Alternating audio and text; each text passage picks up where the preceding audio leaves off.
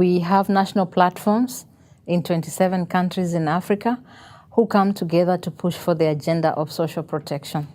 Ideally, our platforms will usually be formed of groups of persons with disabilities, older persons, as well as groups who work with orphans and vulnerable children.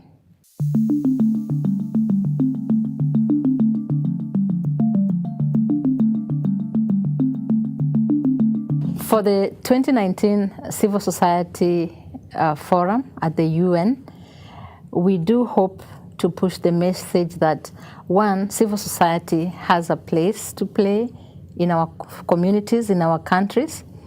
Civil societies actually employ almost as much, if not more than what the government does in some African countries. And therefore, these are citizens who are supporting government to realize its mandate.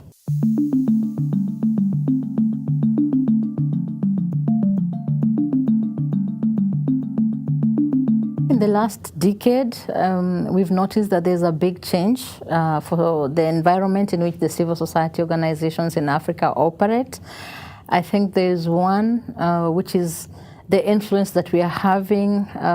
We have a lot of development programs from the East, mainly from Chinese governments, and we are seeing a lot of investment in infrastructure as opposed to social services.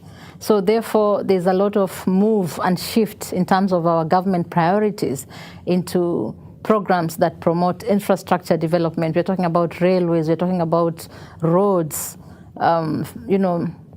mortar, which is good, but then the social and the human rights aspect of it, the democracy, we are finding that there's declining democracy in most of our countries. So that is a big problem.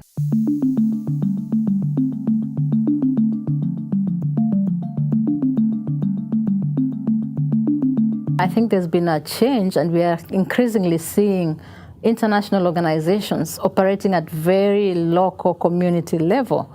And what this does is that it pushes national civil society organizations and community-based organizations out of their work. When you have an international organization operating in a small village in Africa, for example, it means you've taken over the role of other local actors who should be doing that job.